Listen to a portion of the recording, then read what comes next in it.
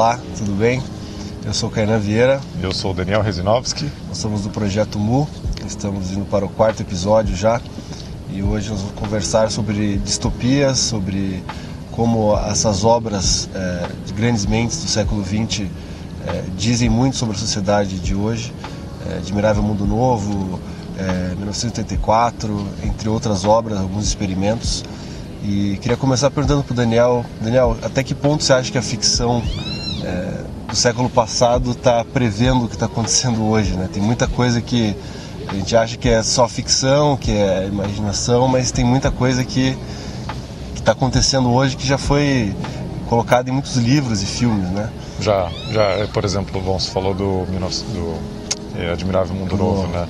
E eu reli recentemente o livro do Huxley e um dos pontos que me chamou mais atenção, né, especialmente como psicólogo clínico, é a cultura do soma.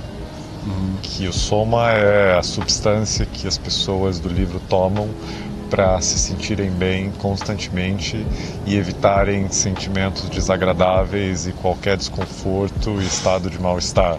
Te parece familiar? Antidepressivo, né?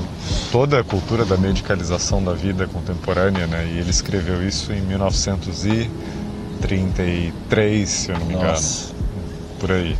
A indústria farmacêutica nem tinha começado o que tem hoje, assim, né? Não, e eu acho que ele foi capaz de entender como o controle da psique e como o controle da alma ia se tornar, digamos, a regra da vida contemporânea.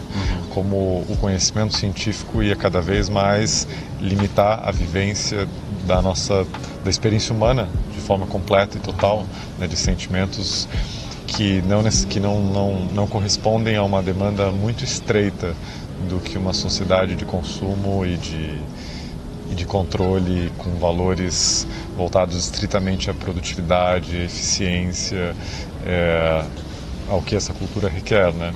Então, lendo de volta e vendo o uso do soma, né? Porque os personagens têm, por exemplo, um personagem que é um psicólogo, que é o Bernard Marx, e ele é um dos poucos que não funciona bem dentro daquela estrutura, porque ele se sente desconfortável com as coisas, né? Ele não toma soma? Ele não gosta de tomar soma. Às vezes ele toma.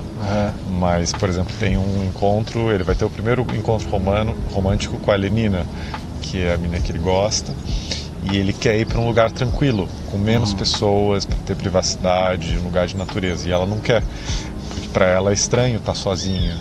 Ela quer estar com todo mundo e ela quer viver os valores da cultura de massa, por exemplo, né? A solidão é desconsiderada, é mal vista, o amor autêntico é mal visto. Então, por exemplo, ela não quer e aí ele se entrega e toma 3 pílulas de soma e tem uma noite, um encontro sexual com ela, mas sem uma conexão mais verdadeira, né? Então, o que a gente vê hoje, por exemplo, né, as estatísticas, né, de transtornos mentais estão super altas e as pessoas cada vez mais, até crianças tomando remédios, né, para todos, seja TDAH ou transtorno bipolar, o que for. E isso é um sinal de uma cultura que busca não se regenerar e não se transformar, porque talvez o que as pessoas sintam, né, além quando elas começam a estar desconformes, quando elas começam a sentir esse mal-estar, seja uma pulsão verdadeira, seja a parte da nossa natureza que diz, olha, a vida pode ser vivida de outra maneira, tem outras possibilidades de vida. Os nossos instintos arcaicos de milhões de anos dizem não, esse mundo que nós inventamos, ele é só uma parcela muito pequena de todas as possibilidades existenciais e a gente restringiu a nossa vida a ele, e isso não pode estar certo, né? E isso é talvez a parte mais saudável das pessoas, que é ironicamente considerada a parte doente, por exemplo. Quando você começa a ter um desconforto, você é medicado, né? Você é medicado. Esse desconforto que é necessário para romper com esse paradigma, ele já é medicado na infância, como você falou, né? Crianças que tomam remédios para déficit de atenção, TDAH, etc., já é podado ali, vamos dizer assim. Já é podado ali, já começa cedo. Então, E o que isso provoca? Isso provoca um estado onde a cultura que precisa desesperadamente mudar e se transformar e se regenerar, até porque as bases dela são, digamos, é o equilíbrio com a natureza, e a gente vive em extremo desequilíbrio com a natureza. A gente vê, pelo extinção de biodiversidade, crise, por exemplo, nas colônias de abelhas, algumas espécies de alimentos, variedades como a banana está em crise. Você tem, até aquecimento global e desequilíbrios climáticos em todo o globo. Isso reflete um mal-estar da natureza, São sinais de alarme do mundo natural, Então, enquanto a cultura está desconectada disso, e ela se desconecta e foge a partir de um mundo hipertecnológico e virtual, que é meio que o único habitat onde você pode existir hoje, quando a cultura faz isso, ela não se transforma.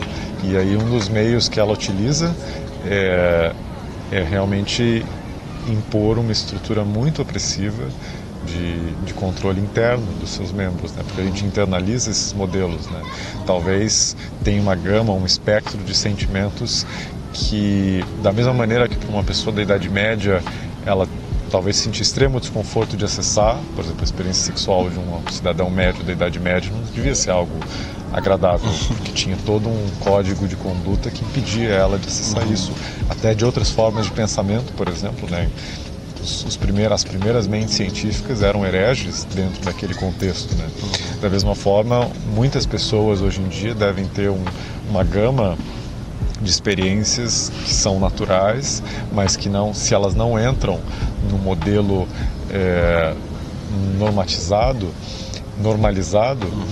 estandarizado, elas são excluídas, Que é a normose que a gente estava falando antes de começar o programa. Isso me lembrou do experimento do Asch, Do Asch.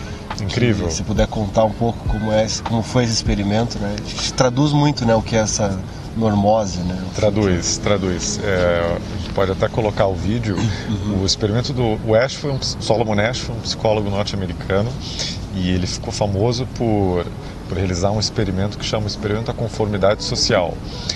E o experimento funciona assim: colocam 19 atores ou 20 atores dentro de uma sala e um sujeito experimental. E os atores sabem o que está rolando, o sujeito experimental não. E aí o pesquisador conta para o sujeito que ele vai fazer um teste de percepção. Então ele aparece lá e coloca uma placa, um slide, com 3 figuras, que são umas barrinhas. E aí a figura que o sujeito tem que dizer que ela é igual a qual delas, A, B ou C. E aí o experimento ele é muito simples, se tiver óbvio qual que é a resposta certa. Fácil, muito fácil. E aí nas 2 primeiras rodadas, o sujeito ele é instruído, os atores são instruídos a darem a resposta certa. Então eles dizem A, e todo mundo diz a resposta certa. Mas a partir da 3ª em diante, eles começam sistematicamente a errar. Todos erram juntos. E no começo você vê o sujeito... Erram sempre na alternativa na mesma, todos falam B mesmo sendo A. Exatamente, todos erram na mesma. E aí você vê o sujeito sentindo mal-estar. No começo as pessoas elas seguem a intuição delas do que é o certo, mas quando chega na 10ª rodada, a pressão de todo mundo dar uma resposta diferente de você tende a vencer uma parcela bem significativa dos sujeitos. Se eu não me engano, a porcentagem era acima de 40% das pessoas, ou até 60%, começam a dar a resposta errada para fluir com o grupo. Mesmo achando que está errado, ela coloca aquela alternativa porque o grupo está, de certa forma, pressionando ela a ter aquela opção. Exatamente. Quando entrevistaram depois as pessoas, perguntaram, mas por que você começou a dar essas respostas? E aí cada uma dizia uma coisa diferente. Dizia, eu comecei a sentir que não fazia sentido. Algumas começaram a questionar se elas estavam certas, se elas tinham entendido o experimento. Então, talvez eu não entendi o experimento. Outras simplesmente sentiram que o desconforto de estar indo contra a maioria era muito forte, E isso é um experimento que escancara como a dinâmica do sujeito dentro dos grupos, E aí a variante mais esperançosa, que dá mais esperança, é que quando você coloca uma pessoa, um ator, que valida a resposta do sujeito, que dá a mesma resposta, dá a resposta certa, a estatística das pessoas que começam a errar cai para 15%. Nossa, só de ter um cara lá colaborando com você. Só de ter um cara que você te tem olha, mais coragem. Tem mais coragem. Isso fala muito, né, de dinâmicas sociais, de quando as pessoas começam a dizer a verdade sobre o que elas sentem, sobre o que elas vivem, suas visões de mundo. Isso começa a influenciar as pessoas ao redor, porque mais pessoas começam a ter coragem de expor o que, né, seja em arte, seja em texto, seja falando, e isso vai mudando a cultura por dentro mesmo. Até movimentos que tiveram uma faísca inicial, assim, o iluminismo, por exemplo, o Renascimento, acho que também teve um pouco disso, né, de ter uma normose instalada, mas um discordando, daí ver o outro discordando e gerando uma conexão e uma massa crítica. Começando com pequenos grupos, né? Mas que vão ganhando força porque eles estão trazendo à tona algo que está oculto, mas que existe ali, né? Assim. Pois é, não, exatamente, né? Os grandes movimentos, eles surgem de maneira espontânea, descentralizada, misteriosa, mas as pessoas vão se interligando e de repente tem um processo cultural extraordinário que é reconhecido séculos depois por alguns pesquisadores. Né? Porque enquanto as pessoas estão no Renascimento, elas não sentem. Não sabem que estão vivendo não isso. Não sabe. Não, e quanto ao iluminismo também. Talvez agora está vivendo a crise de transição que após tecnológica. Né? Que após alguns séculos as pessoas vão identificar. Né? Mas eu sei que eu, por exemplo, eu sempre senti que desde os meus 14, 15 anos, lendo os primeiros autores primitivistas, o Daniel Quinn, depois o John Zerzan, né, de que tinha algo muito errado com a nossa cultura.